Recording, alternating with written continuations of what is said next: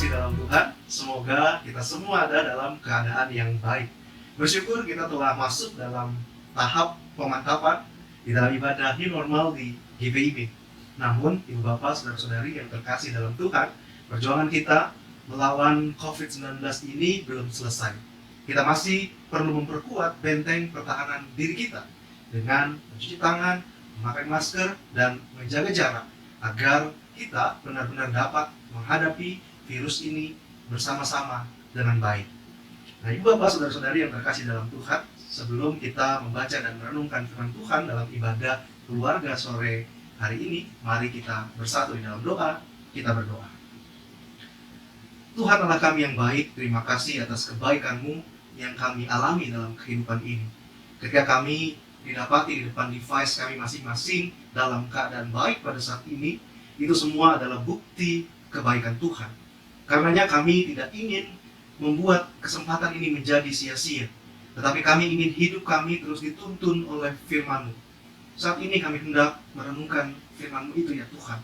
Curahkanlah Roh Kudus-Mu agar pengertian kami benar-benar diperlengkapi. Di dalam nama Yesus Kristus, Sang Firman yang hidup, kami memohon. Amin. Ibu Bapak, Saudara-saudari yang terkasih dalam Tuhan, pembacaan Alkitab di dalam ibadah keluarga sore ini diambil dari kitab Amsal pasal yang ke-23, ayatnya yang ke-24 sampai 26. Saya akan membacakannya untuk kita semua. Kitab Amsal pasalnya yang ke-23, ayat 24 sampai 26 yang menyatakan, ayah seorang yang benar akan bersorak-sorak, yang memperanakkan orang-orang yang bijak akan bersukacita karena dia. Biarlah ayahmu dan ibumu bersukacita, biarlah beria-ria dia yang melahirkan engkau. Hai anakku, berikanlah hatimu kepadaku, biarlah matamu senang dengan jalan-jalanku. Demikian pembacaan Alkitab. Yang berbahagia ialah mereka yang mendengar firman Tuhan dan melakukannya. Terpujilah Kristus, haleluya.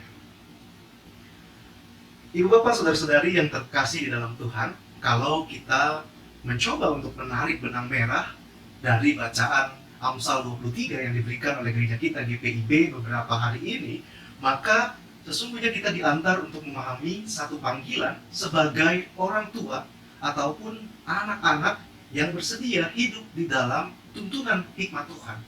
Nah, apa panggilannya? Orang tua dipanggil untuk mendidik anak-anak dengan cara yang benar. Dan anak-anak dipanggil untuk menerima didikan yang benar dari orang tuanya itu untuk pengembangan dirinya. Nah, demikian halnya dengan orang tua. Ada masa di mana orang tua juga dipanggil untuk mau mengamati pola perilaku positif dari anak-anak yang dididiknya itu untuk ketahanan sukacitanya. Nah, oleh karena itu tema perenungan kita kali ini adalah sukacita orang tua. Ibu Bapak, Saudara-saudari yang terkasih di dalam Tuhan, ayat ke-24 dalam bacaan kita katakan, ayah seorang yang benar akan bersorak-sorak, yang memperanakan orang-orang yang bijak akan bersukacita karena dia. Di dalam bahasa aslinya, kata sukacita yang digunakan di sini adalah samah. Dalam bahasa Ibrani disebut sukacita itu dengan samah. Dan di dalam bahasa Yunani, kata sukacita disebut dengan kara, yang artinya adalah kebahagiaan yang meluap-luap. Jadi, kata sukacita ini dapat dimengerti sebagai satu perasaan bahagia yang meluap-luap karena bercampur dengan perasaan diberkati. Karena sukacita merupakan sebuah perasaan dari pengertian tersebut, maka sukacita ada di dalam diri setiap orang sebagaimana perasaan-perasaan yang lain yang umumnya juga ada di dalam diri setiap orang. Karena itu, sukacita berbeda dengan tertawa-tawa. Orang yang tertawa-tawa belum tentu mengalami sukacita. Nah, Bapak, Saudara-saudari yang terkasih dalam Tuhan, lalu pertanyaannya, apa yang bisa membuat seseorang bersukacita? Khususnya bersukacita di dalam Tuhan. Nah, pembacaan kita memperlihatkan satu hal yang penting yang dapat membuat seseorang bersukacita. Nah, seseorang yang dimaksudkan di sini di dalam pembacaan kita adalah orang tua dan anak-anak. Dan hal yang dapat membuat mereka, dalam hal ini orang tua, pertama-tama bersukacita adalah didikan yang diberikan kepada anak-anak membuat anak-anak itu berkembang menjadi pribadi yang bijak atau berhikmat. Kita bisa lihat di ayatnya yang ke-25. Nah kemudian sebaliknya, hal yang dapat membuat mereka, dalam hal ini anak-anak, bersukacita adalah didikan orang tua yang mereka terima dan membuat pribadi mereka bertumbuh menjadi pribadi yang bijak dan berhikmat. Kita bisa lihat di ayatnya yang ke-26. Nah, Bapak Saudari yang terkasih dalam Tuhan, bijak dan berhikmat secara khusus merupakan tujuan dari kitab Amsal terhadap siapapun yang membacanya. Artinya bahwa orang yang membaca kitab Amsal diharapkan memiliki kebijaksanaan dan hikmat yang merupakan tujuan daripada kitab ini. Nah, pertanyaannya bagi kita sekalian kemudian adalah bagaimana didikan itu dapat menjadikan seseorang bijak dan berhikmat. Didikan seperti apa sih yang kemudian mampu membuat seseorang menjadi bijak dan berhikmat sehingga dari situ ia melimpah di dalam sukacita. Nah, kitab Amsal pasal yang ke-9 ayat 10 katakan demikian. Permulaan hikmat adalah takut akan Tuhan, dan mengenal yang Maha Kudus adalah pengertian. Nah, didikan tentang takut akan Tuhan itulah yang dapat membawa setiap orang percaya menjadi bijak dan berhikmat. Mengapa polanya demikian? Karena itu tadi, permulaan hikmat adalah takut akan Tuhan, dan mengenal Dia adalah pengertian. Nah, ketika takut akan Tuhan ditanamkan sebagai nilai dasar di dalam pengajaran di tengah-tengah keluarga, maka bijaksana dan berhikmat di dalam tutur dan laku bukanlah sebuah keniscayaan. Jadi fear of the Lord is the beginning of wisdom. Takut akan Tuhan membentuk seseorang untuk bijaksana dan berhikmat. Ya, Bapak, saudara-saudari yang terkasih dalam Tuhan, ada pepatah dari negeri seberang yang mengatakan begini. There are so many reasons to be joyful. Apa artinya? Dalam hidup ini memang ada banyak hal yang dapat membuat seseorang bersukacita. Tapi hari ini kita diingatkan oleh firman Tuhan bahwa ada satu sukacita yang berasal dari kehidupan kita berkeluarga. Ada satu sukacita yang dapat kita temukan justru di dalam kehidupan kita setiap hari. Tentang bagaimana nilai takut akan Tuhan itu ditanamkan dengan baik di dalam diri anak-anak, sehingga mereka bertumbuh menjadi pribadi yang bijak dan berhikmat, sehingga cara mendidik yang demikianlah yang menggiring, bahkan membawa seseorang untuk sampai kepada keadaan sukacita.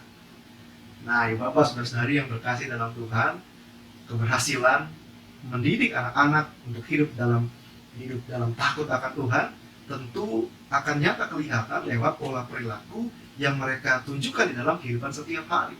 Misalnya ketika mereka dalam hidup dapat mengasihi teman-temannya, dalam hidup mampu berkomitmen untuk setia pada Tuhan, dalam hidup memegang teguh kelemah lembutan sebagai prinsip untuk bersahabat dengan orang lain, di dalam hidup menjadi pribadi yang sabar, jujur, pantang menyerah, setia, dan bahkan mampu menguasai diri dari situasi yang tidak bersahabat dengan dia. Nah, perilaku-perilaku ini akan menjadi berkualitas ketika tidak hanya kelihatan di rumah, tetapi ketika mereka berada di luar rumah, mereka memperlihatkan pola perilaku yang positif yang menjadi berkat bagi banyak orang. Nah, tetapi ini bukan perkara yang mudah, Bapak, saudara-saudari yang terkasih di dalam Tuhan. Di dalam upaya mendidik anak agar berperilaku baik seperti itu tadi, ada tantangan yang akan dihadapi. Tidak hanya dari dunia luar, tetapi dari dalam dunia kita sendiri, misalnya sebagai orang tua. Kesibukan membagi waktu antara bekerja dan memperhatikan anak itu dapat menjadi kendala pertama yang dari dalam, yang dapat mengganggu pertumbuhan iman anak ke dalam takut akan Tuhan. Dari luar misalnya anak-anak bergumul dengan pergaulan-pergaulan mereka, tapi tidak ada kehadiran orang tua sehingga mereka jatuh ke dalam berbagai macam pencobaan. Perbedaan perspektif dalam memandang sebuah masalah dan masih banyak lagi.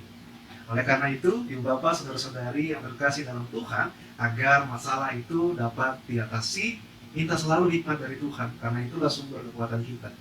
Selain itu, kita temukan juga pengertian-pengertian dari orang-orang yang takut akan Tuhan untuk membagi kepada kita perspektif lain, mengelola persoalan, cara mendidik anak-anak yang mungkin kita hadapi dalam kehidupan ini. Dan setelah itu, berkomitmenlah agar tantangan yang ada dapat dikelola dengan baik melalui topangan-topangan yang ada, sehingga sukacita yang meluap dari dalam hati kita itu dapat muncul ketika proses pendidikan, proses mendidik anak-anak dapat berjalan dan berlangsung dengan baik.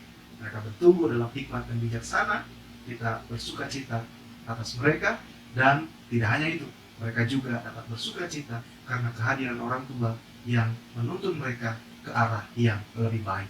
Tuhan memberkati kita semua. Amin. Mari kita berdoa.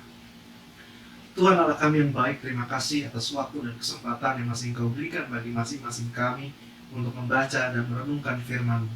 Saat ini ya Tuhan, firman-Mu mengingatkan kembali kepada masing-masing kami untuk sebagai orang tua secara khusus mendidik anak-anak dalam takut akan Tuhan sehingga mereka bertumbuh menjadi pribadi yang bijak dan berhikmat, dan sebagai anak-anak juga diingatkan untuk mampu menerima setiap didikan orang tua yang benar itu, yang menuntun mereka menjadi pribadi yang bijak dan berhikmat itu dengan baik, sehingga di dalam kehidupan kemudiannya mereka dapat menjadi anak-anak yang memuliakan nama Tuhan dan mendatangkan sukacita bagi orang tua. Karenanya Tuhan, kami menyadari kelemahan kami untuk menjadi pelaku firman-Mu yang setia. Kami senantiasa mohon Roh Kudus menolong agar masing-masing kami Tuhan pakai untuk memperlakukan firman-Mu di dalam kehidupan kami setiap hari. Dan Tuhan Allah kami yang baik, dalam kesempatan ini kami mau berdoa bagi setiap keluarga yang beribadah pada sore hari ini. Tuhan senantiasa memberkati kehidupan mereka satu persatu.